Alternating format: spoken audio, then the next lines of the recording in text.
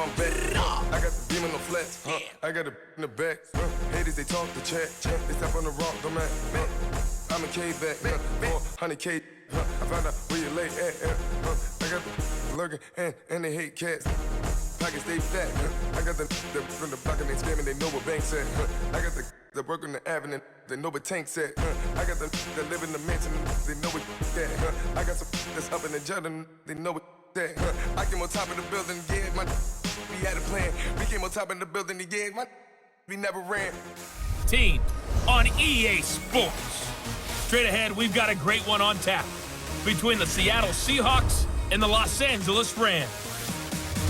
I'll be back with you again with scores around the league at halftime. But kickoff right around the corner. And standing by to call the action, here are Brandon Godden and Charles Davis. Coach, thank you much. EA Sports coverage of the NFL brings us to the City of Angels, Los Angeles, California. The City of Angels showing it can be loud and raucous. This was the scene a moment ago as the home squad emerged from the tunnel. They're ready for football and ready to watch their Rams do battle with Russell Wilson and the Seattle Seahawks. Along with Charles Davis, I'm Brandon Gaudin. And Charles, you look at this Rams team as they interplay. They've been the talk of the NFL so far. 9 wins in their first 9 games. And some people subscribe to the theory that a loss might not be the worst thing for them. They've had it easy all year long. How would they do handling adversity? Meanwhile, for our visitors, the Seahawks, they were losers their last time out. They're going to try to get back in the win column, but obviously they're going to have to do that in a hostile environment. And sometimes it actually works to your advantage. Now you've got to band together your team, the us against the world mentality. Let's see if they can use it and get a victory.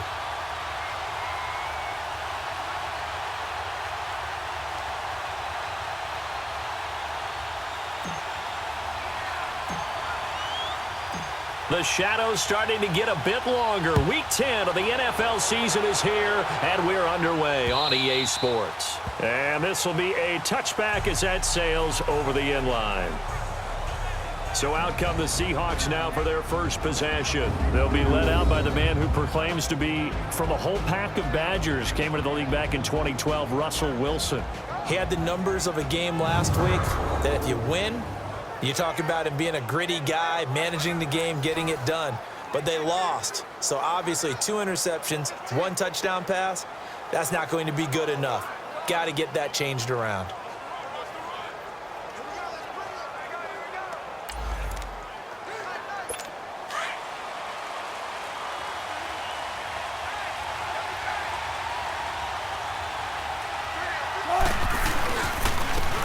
First carry for the converted wideout, J.D. McKissick.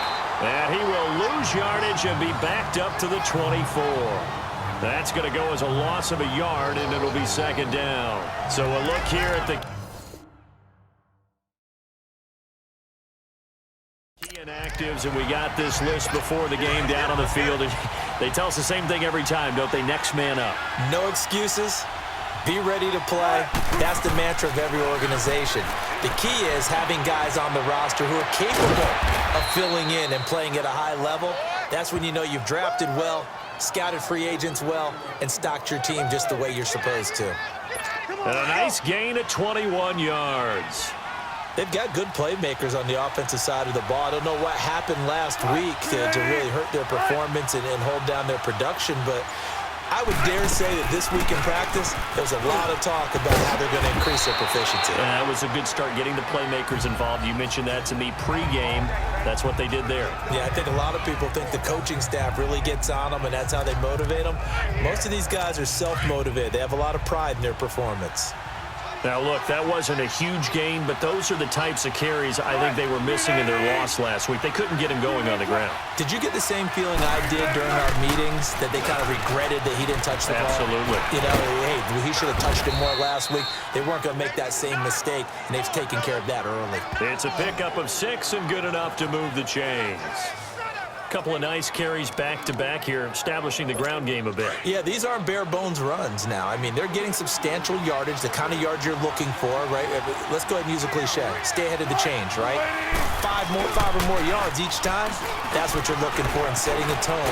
Blitz coming, and down he goes. Aaron Donald. drop him, and it'll be a loss of about 8. Sometimes I watch games and wonder why they use play fakes on certain passing situations because it's not going to fool anyone. I don't know if that was the case here, but the end result was the same. No one fooled. The quarterback was hit.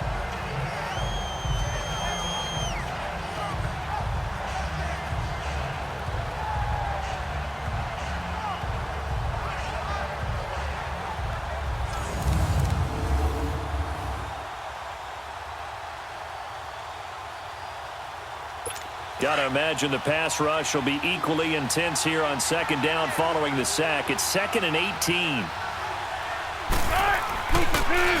A carry now for McKissick. And they'll get him down here at about the 42. It's a gain of 7 on the ground, but they'll be faced with 3rd and long. This drive is turning into an extended run, and the guy carrying the ball, he's becoming more like a body blows guy. Every carry is putting some damage on the defense. So after a while, I'm not too sure how many guys are going to want to run up and tackle him. Here's Wilson. Flush to his right. He may try and run for this. He'll wind up getting 4 yards there on his own, but it also brings up 4th down. You know, I don't think this is the last time we'll see that in this game. This guy has mobility, and they want to use his legs in the game plan. So there will be designed runs as well as his scrambles. And he has got it from 55 yards away. That was never in doubt. These kickers now, it used to be that a 50-plus yarder was cause for celebration. Now seemingly automatic. Yeah, isn't it funny when we prepare for a game, when you look at the backgrounds of these kickers, it's interesting, isn't it, to find out they were all-state quarterbacks, receivers, defensive backs, all-state wrestlers, right? Baseball players. We're finding athletes all along, and now they're just specialists putting it through the posts. So out come the Rams now for their first possession. Leading the charge at quarterback, the former Georgia Bulldog, Matthew Stafford. And he ought to have a lot of pep in his step after last week's performance because he did exactly as you want him to play if you're a coach. 3 touchdown passes, 0 interceptions, which usually means you're making a lot of right decisions out there. And got him the win. Line of scrimmage, the 31 now on 1st and 10.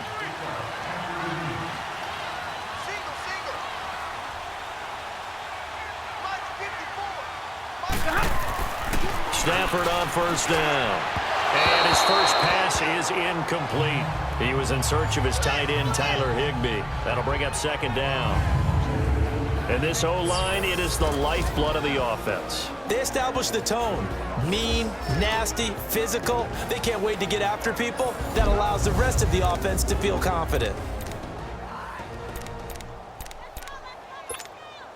Line of scrimmage, the 31 as they line up 2nd and 10.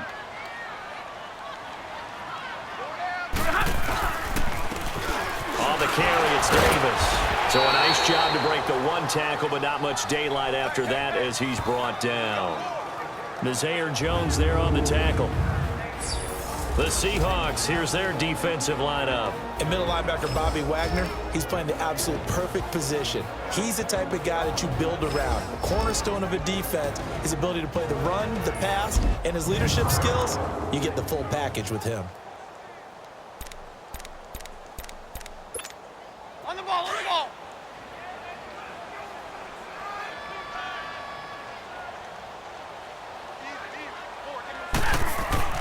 Well, Stafford.